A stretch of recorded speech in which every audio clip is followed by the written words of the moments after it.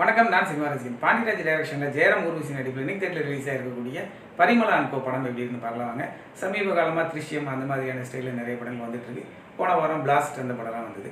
அதே மாதிரி இந்த படமும் ஒரு குடும்பத்துக்கு ஒரு வெளிநபரால் ஒரு பிரச்சனை ஏற்படுது.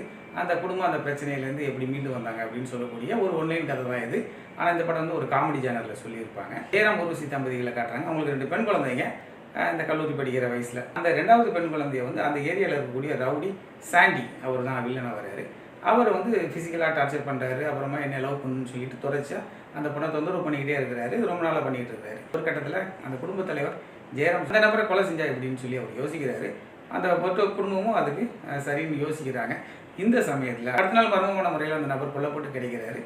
இப்போது இந்த கொலையை செஞ்சது யார் அப்படிங்கிறத போலீஸ் விசாரணையில் களத்தில் இறங்குறாங்க.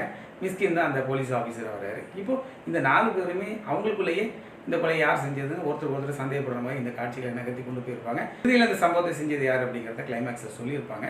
ஒரு இன்ட்ரெஸ்டிங்காக அந்த கதையை சொல்ல முற்பட்டிருப்பாங்க. சில இடங்களில் ஆன் அண்ட் ஆஃபாகவே காமெடியெல்லாம் ஒர்க் அவுட் ஆகிடும். சில இடத்துல படம் வந்து ஒரு 2.25 மணி நேரம் தான் ஓடுது. ஆனால் ரொம்ப நேரம் பார்த்த ஒரு உணர்வு தருது. காரணம் என்ன அப்படின்னா, அந்த கொலையை விசாரிக்கிறதுக்காக இவங்க வீட்டுக்கு வரக்கூடிய அந்த போலீஸ் ஆஃபீஸர் இவங்க அங்கேருந்து வேற ஒரு இடத்துக்கு போகிறது, இப்படியே அந்த சுற்றி அந்த கதையை கொண்டு போயிருப்பாங்க. அப்புறம் அந்த ஹவுஸ் ஓனராக நம்ம யோகி பாபு வராரு. சிங்கம்புலி, பக்ஸ் இவங்கெல்லாம் வராங்க. ரொம்ப சீரியஸாக சொல்ல வேண்டிய ஒரு கதையை இவங்க ஒரு காமெடி சேனலில் சொல்லியிருக்காங்க. சீரியஸாக சொல்ல போனால் காமெடி பெருசாக அதில் ஒர்க் அவுட் ஆகலை. ஆஃபீஸர் வந்து அந்த சென்சஸ் எடுக்க வருவார். அந்த நேரத்தில் இது எஸ்ஐஆர் ஃபார்மா அப்படின்னு சொல்லி கேட்பாரு.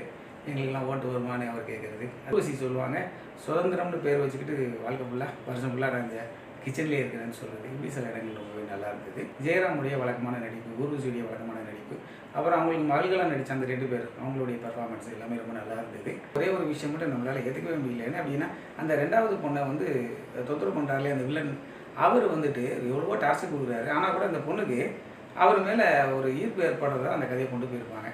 மகா மட்டமான ஒரு யோசனையாக அது எனக்கு தோணிச்சு.